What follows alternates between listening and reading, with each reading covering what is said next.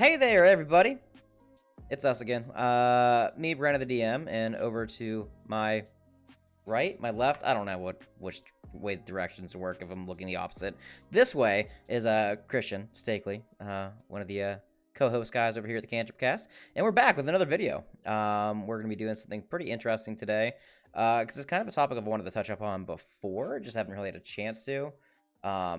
And me and you've actually talked about it quite frequently. And today we're talking about at least how we feel the right way is to play an evil character. And by right, I mean like preferred way, I guess I should say, like in our eyes. I mean, there's no right or wrong way. But there is definitely a right or a wrong way. Okay, there is a right or wrong way. I feel like if you're playing an evil character, or when I grew up playing D&D, it was either, hey, is your party going to be evil? Is your party going to be good? Which I think is outdated. I think that in the real world, evil people walk among us all the time, and it's okay because evil people go to jail, but smart evil people are, all around you. And I think you should play your character like a smart evil person, and then you can have fun. Yeah, and I agree with that. I've been in way too many games where I've seen people say like, I'm gonna play an evil character, and I'm like, are you gonna be stupid about it, or are you gonna be like normal about this so it's still an enjoyable experience? Like, oh, I'm gonna pickpocketing my teammates. Yeah, like I'm going to Eldritch Blast my teammate. Why though? Oh, that's what my character would do. Fuck you. Like, shut up. Really? Well, I'm evil. I'm a so, Gemini. Yeah.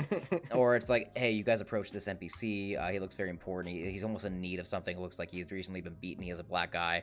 And he's like crying for help from somebody, just like on the streets, like sitting in a corner. Oh, I stab him. Why? He's like, oh, that's what my character would do. You're gonna stab him in the middle of the streets in Baldur's Gate in front of a crowd of people. Well, I'm evil, so fuck off. Like, no. You literally gain nothing in that scenario. Except arrested.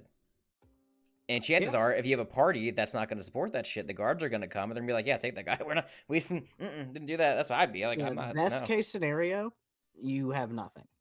Yeah, that's pretty much nothing. Pretty much. You lose nothing. Yeah. That's why I like, to establish like ground rules for evil in my game. I had a buddy of mine that was going to play in our Curse of Strahd game who he was adamant on playing an evil character. And I was like, that's fine if you're going to do it the right way. He's like, well, I'm going to do like evil shit. And I'm just like, you're going to play evil the enjoyable way for the party, or you're not going to play with us. And he's like, I'm like, when you say evil, do you mean like murder hobo evil? And he's like, yeah. And I was like, yeah, this isn't going to work out. Like, no, because the rest of the party was like, no, we want to have fun and enjoy the campaign. We don't want to do that. And he was like, well, I like killing people or just random people. And I'm like, you probably shouldn't play with us. So I grew up with like my home game was just family. I grew up playing with family, and the way my dad taught us to play was murder hoboing was D&D. Oh. So we always sort of did that. Like, we did whatever the fuck we wanted. We're like, oh, we need to get this information. How can we get in there and kill that guy? Like, we never took utility spells. We never did any of those things. All the antiquities that make D&D so much fun. And it wasn't until I started listening to podcasts and started playing 5e with, Brandon, and buying some materials and learning how to DM better on my own that I realized, like, oh, fighting is fun. Everything else is a lot of fun too. Yeah, like the biggest thing about an RPG, a role-playing game, is also not just the combat, but the role play. Like, violence is not always the answer in D&D. Some scenarios, obviously there's combat. Sometimes there is, yeah. I mean, there's combat in the game for an obvious reason, but I mean, it's not like that's your only option. Charisma scores exist for a reason. Spells like suggestion and charm person exist for a reason, or just diplomatic reasoning exists for a reason in D&D. I mean, there's tables and rules for that stuff too, and it's all in there. And just because you're playing an evil character doesn't mean that you can't do that kind of stuff either. Like, for example, let's go with the one and the only Beans, your evil character from the podcast. Yes. He's evil. He's an evil Beans child. Is very evil. Beans is about as evil a character as I've probably ever made. Yeah, but the thing is, like, he still helped the party accomplish their goals. You were just like very conspicuous about your evil ways. Like, you were just when I created Beans, I wanted to bring an evil character into his only good alignment campaign. And I told Brandon, I said, what I'm going to do is I'm going to have a backstory, but more importantly, my character is going to have motivations.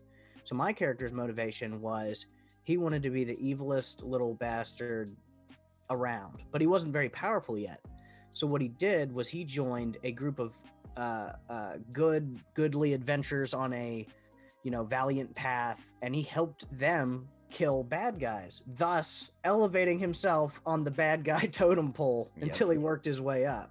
So I mean, he had a reason to be evil, and he was still good to his party because he was trying to achieve a goal.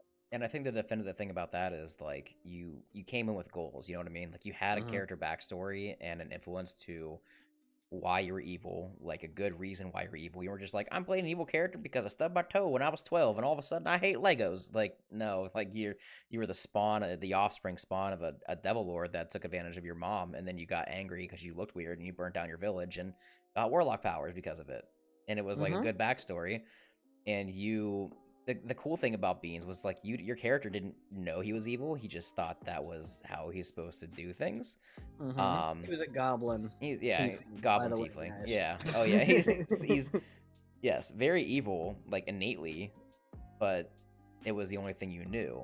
So right, because alignment's a lot about perspective too. Like if you're evil in an evil place, are you evil or are you normal? Yeah, exactly. It's about what you're around. So he thought he was a paladin for the longest. The Paladin of Zeus, yeah. Well, that's like you look at like like Curse of Strahd, and it's like Strahd is evil as hell, but he owns Barovia, so like Strahd doesn't look at himself as an evil person. He looks at himself as like a king or like a ruler that's just overseeing a dominion. In his eyes, he's just a normal guy. He had a pretty tragic backstory too, didn't he? Yeah, he fell in love with a woman who fell in love with his brother. And then she jumped off of a cliff and she Sudoku'd herself. And then he killed his brother. His mom also died. Yeah? Like before that. Yeah, like and then because of that, he drank his brother's blood and got the powers of like the Shadowfell or whatever and became a vampire. I'm like, man, pretty fucking tragic. But to him, he's just like, this is it. Sure. He's like, I want what I want, and I'm gonna get it however I can, and that's normal. That should be fine because it's my realm. However, everybody else looking out is like, no, that's bad. Like, he's not a good guy. But what I think what it breaks down to is, like you said, is like having that character, like that arc, that motivation, and also like this sensible knowledge of like Beans' circumstance. You were an evil character in a party of good people.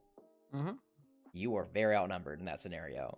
I did not want to die, so my plan was play along. I played along. I helped out. I even used spells. Like I used the dream spell to try and convince the most skeptical of the party that I was like a good omen that was bringing good things. I was really positive and trying to be very helpful, and they did not believe me. Well, I convinced half of them that I was good, but the other half didn't. And then I had to prove that I was with the party through actions. And through those actions, they were like, okay, this dude's sort of fucking sketchy. He's sort of sus. However, but we can count on him if we need him. He's helpful right now. Yeah.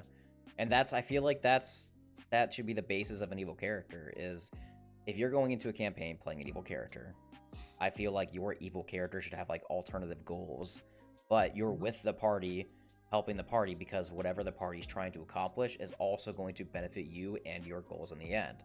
That doesn't mean that you should just murder people in front of your party because it's what your character would do. Because chances are your party, unless you're playing an evil campaign, a little different. But if you're playing in like we're the heroes of the world campaign, normally a good aligned party is not going to be like, yeah, he killed the guy, but it's whatever, it's fine. Like.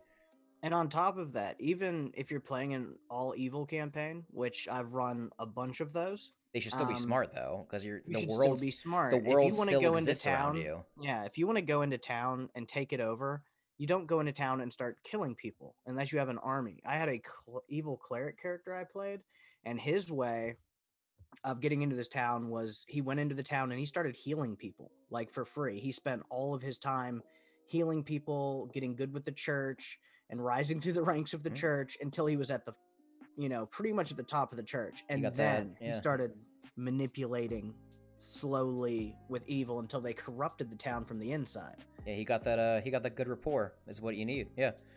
You gain the trust. I mean, if you look at people that are evil from like the outside, like the real world, Charles Manson, for example, not a good guy, but Yeah, He had a tragic backstory. he had Just saying. he had a tragic backstory. You Yeah, should Google it. not a good guy, No, but he was a bad dude. but he convinced a lot of people that he was a good guy, and look what he started. Or you look at Ted Bundy, like a murderer. However, He tricked people by tricked pretending people. to be injured and being nice and handsome and smiling, and he was like, "Oh, help an old crippled man," and then he was on your ass. Yeah, exactly. So He like, didn't just walk into a club and start killing people because he would have yeah, got caught immediately. yeah. They were quote unquote smart about their methods, which thank God they all got caught because they were definitely evil people. Mm-hmm. But if you're gonna play an evil character in a campaign, look at like I guess you could say the successful evil people that exist in like real world, and be like, like the Unabomber, for example. Oh my God, like he went rampant for like 20 years, something like that. Like, He was insane. yeah, Too. for he was out blowing shit up for almost 20 years, and Yeah. he didn't get caught for the longest time because he I feel was like intelligent about his methods.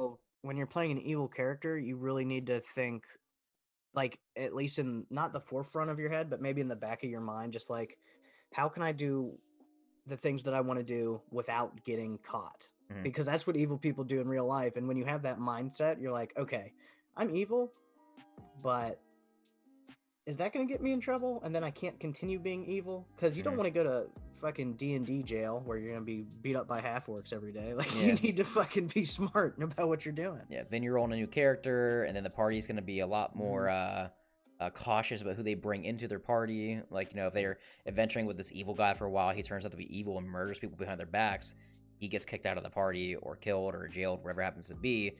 The party's going to be like, I don't know if we can trust other people. Like, and they're going to be really cautious. So you can't just like make an evil character, he gets kicked out, killed, or arrested, and be like, I'm making another evil character, because chances are your party members are going to be like, we don't trust people very easily right now.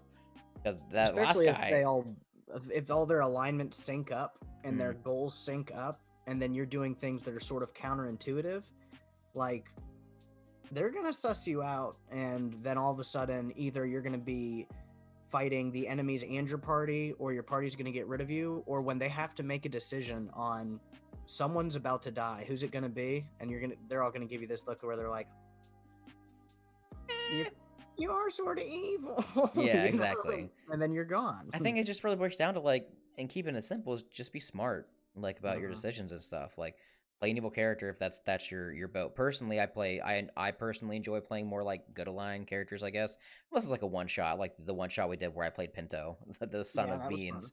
That was fun, but we were evil. But the thing is, like, even during that evil one shot, it was like you wouldn't have us go into the streets and murdering civilians. You had us go to fight Baphomet. Like, yeah, I y'all were was like, still y'all were still we had a goal we had to still had a accomplish. goal. It wasn't just like, oh, you're evil. Well, what is your goal? Chaos. Like, no. Yeah. That's not D&D. Go play a video game. Yeah. If you want Exactly. to go play Doom, if you just want to kill everybody you run into, because it's fun. But Yeah. for D&D, you have to think about, okay, I want to play my character. I'm evil. But the rest of the table still needs to have fun. So if you're going around and you're sort of screwing things up for everybody, whether you can like get away with your stealth check or get away with your deception check or not, you know, the people at your party outside of game are still going to be like, dude, like, we have gotten nowhere in the last 3 sessions because you keep murdering every person we run into, like, and getting away with it. Yeah, and then it's not just thinking about like the campaign too. Also think about your table and your players. Like, am I making this an enjoyable experience for everybody, or am I making it all about me? You know what I mean? Like, D&D is a collaborative game. If you play an evil character and try to make everything about you because it's what your character would do, then people aren't going to enjoy playing with you as a person, you know? Like, and chances are you're not going to get invited back to play with that party again eventually, and it's just how it is. I've played with plenty of play groups where, like, there's been that just all it takes is one person to almost disband the entire campaign because they ruin the experience for everybody. So I've had plenty of play groups I've played with, like, in person and stuff, where like one person's like, yeah, I'm gonna take that guy, I'm gonna cut his face off, and I'm gonna put it on my shield, and then I'm gonna stand on the pedestal where he was talking and pronounce myself as the leader of the new town. And the party members are just like, can you not do that? And he's like, no, I'm doing it. And I'm like, they're like, why though? And he's like, that's what my character would do. Like, your character would murder somebody in cold blood in the middle of town, cut his face off, put it on the shield, and stand up and pronounce that he's the leader in front of guards and your good aligned party that's trying to murder a lich. Why? That's what my character would do.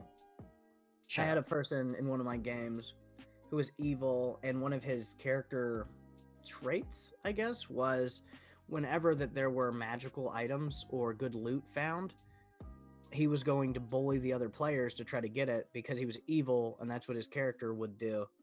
And it got so far because they put up with it for a while, because most of the time you're playing D&D with friends and they're just like, okay, whatever.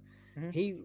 He lost an argument and did not get an item he wanted, so he killed the other person's character in his sleep so he could take all the items. So the rest of the Wow. party woke up and they were like, how did fucking Grog die? What happened? And they inspected the wounds. They figured out it was that guy, and he was like, hey, you know, that's my character. And they murdered him. And two Yeah. people had to roll new characters, and it was a pain in the butt. It stopped the whole adventure because then we had to spend the time, Making you know, new characters at and an then at-home game, everybody stops playing. yeah. And you fucking do that. We ate pizza, and they had to make new characters. And then you gotta take time to not just do that, but like find a way to like introduce the new characters too, you know, like because that's part of the fun of making new characters. Like, this is how I get introduced to the party. This is my introduction for my character. This and this and this. Then the DM has to write that part of it in and figure out where to fit him in at. I mean, yeah, you could just like scapegoat and be like, oh, and this guy walks in, curious on what happened, and joins the party. Like that's never, it's not that fun. I mean, for one shot, whatever. But I mean, like in one shots, we do it all the time, where it's just like, oh, you died, randomly generate a new character, and it's like, Right. all right, we got an hour left to play. Oh, from the sky, a stork drops a box, and the box opens up, and your new character pops out of it. Say hi to this Hello, guy. motherfucker. Hi. Yeah. Stupid. And Yeah. on top of that, this guy that did that, his character's name was like Shazar, the fucking half elf assassin, and I made him roll a new character. And I went, and this is back when I used to smoke cigarettes. I went out and smoked a cigarette. I come back in and I'm like, okay, what is your idea for your new character? He was like, it's Shazam, the half elf assassin. My last character had a twin. And I was like, nope. Nope. Fuck away. No. I'm not fucking with you, dude. No. That's funny for like a one-time thing, maybe like a one-shot. Like, oh, I was playing Pinto, the goblin sorcerer. Oh, I died. I'm playing Lima, the goblin bard, his cousin. You know, like, but for like an ongoing campaign, like, come on, especially when you do something shitty like that, like. If your death was deserved because of the way you were playing, and then you make a character exactly like the one that just got you killed, you didn't learn anything, did you? Like, you're just pissing off everybody else at the table. Yeah. Like, I've got a roll at my home table. Like a lot of times we'll do, you have to roll for your race and then roll for your class. But when we don't do that and we do pick it, the rule is you can't be the same race and you can't be the same class twice in a row. Yeah, because like in real world, what are the chances of like you're adventuring in this part? And I hate the argument of like, oh, in real world, it's a fantasy game. Shut up for a second here. Like, just in general, what are the chances that you guys beat the shit out of and kick this guy out of your party? He is a half-elf rogue assassin, whatever he was in your party. Kick him out, kill him, whatever happens. And then 2 minutes later, in walks, oh, his brother is here as well. He's also a half-elf rogue assassin that magically knew his brother died and is here to join the party. Fuck out of here. Like, no, I came come to on. your house for like to hang out and play D&D, and I beat the shit out of you, and another guy just walked in like, hey, I'm Brandon, do y'all need a DM? Like, yes, welcome, other Brandon. This very good timing, because our last DM has died. It's so stupid. What happened to him? What happened to him? We murdered him. Oh, I guess I'll take his spot. Yeah, no, Oh, I'll put on his armor too. I don't need to roll for magical items. It's ridiculous, man. Yeah, but yeah, I mean, keeping it simple. I guess I could just say play smart. Don't play stupid. Is really what it breaks down to. Yeah, play smart. Don't be an asshole. That's how you play evil the appropriate way. I would say in my eyes. But remember, it's a game, and everybody's trying to have fun. Yeah. Unless it's Monopoly, then one person has fun and somebody else flips the table, and then you guys quit before the game even finishes. Decide to be banker and shortchange everyone. It's not Monopoly. Everybody's got to have fun at D&D. The DM, the players included, or else it's not enjoyable. So, but yeah, so I think that's a little bit of insight on playing evil in a nutshell. You know, it's pretty simplified concept, like we said. Play smart, don't be a dick, and that's really what it should really break down to when playing an evil character. Have some motivation, have a backstory that fits why you're evil, and make those motivations work into the story somehow, so that way you become a cohesive member of the party. I'm trying to think of a funny rhyme. Like, want to be evil and do it quick? Try to have fun and don't be a dick. Cantrip cast. I don't know why I was thinking this came across my head. You're like, want to be evil and don't be a dick? Then make sure you drink plenty of Nesquik. I don't know, because I'm fat maybe. I mean, that's... How did I not think of this? The cure to evil is chocolate milk. Chocolate milk, yeah. You gotta have calcium. I'm gonna make that a homebrew item. It's gonna cure evil. Nesquik milk changes your alignment. Dude, we should make that. Yeah. All right, that's it. Dude, we come up with so many stupid Patreon ideas doing these videos. Just talking on the phone every day, and it's like, Oh, it'd yeah. be really funny. We should definitely make that. And It'd be give it to funny somebody if tonight. Amsai exploded every long rest and turned into a new race. It is funny. I'm gonna do a D&D story about that. So if you guys I wouldn't listen to even this be mad if video, that happened to me. yeah, if you guys listen to this video, that's gonna be a video coming soon. A D&D story where I cursed a player one of our streams, where every time he takes a long rest, he explodes at a 5th level fireball power and is reincarnated off of the reincarnation table, and it happens every long rest and can be cured by a wish spell. So that'll be the next video I probably do. Good times. It was And funny. I'll be the DM soon, and there's no For that wish spell in campaign. sight. Yep. Yeah, if you with us talking about the streams and stuff, let's start to do a little sign off. First of all, thank you to our wonderful Patreons. You'll see them scrolling across the top right here when you're watching the video. Thank you guys so much. It keeps on growing, man. We keep getting people trickling in and stuff. It's really nice. We do Patreon one shots, homebrew item. We just put out the shaman class, and I'm super happy with how that turned out. It's really cool. It's a straight up support class. It's like similar to a druid, but more support based, I would say. You know, it's similar in those aspects. So instead of, if you want to play a shaman in D&D, instead of multi-classing with a cleric and like a druid and a sorcerer, instead we made like one selective class with 3 different subclasses to choose from. So check it out. The link for all that is down below. There's also going to be a link to the Discord and our Twitch and all that. We do D&D campaigns on Wednesdays and Thursdays. We have Nerds and Neckbeards, where we're currently playing Waterdeep Dragon Heist and going to be going into Dungeon of the Mad Mage soon, which Steak is going to DM. And on Thursdays, we have our canonical campaign. That's a homebrew campaign that I run called Dungeons and Dander. And we also have more episodes of Week Cantrip and D&D podcast coming out. We just recorded a couple batches. So that's still rolling. COVID's a killer. You know, it kind of fucked a lot of things the past year. But we're making it work the best we can. I think that's really it. Steak, anything you want to say? No, love you guys. If you like it, you know, tell us about it. Or don't. See you around. Or don't. Make sure you like, make sure you comment, and guys, make sure you subscribe. We are at 1.05k followers currently as we're recording this video, so that's cool. We're getting more and more subs and more views and stuff, so that's cool. I feel like we're actually growing something little cool here. It's pretty nice. So I think that's really it, guys. We have our stream here in about a half hour, so we are gonna get going. See you in about that time. about that time. All right, we'll see everybody hopefully in the Discord or in the comments. Bye-bye.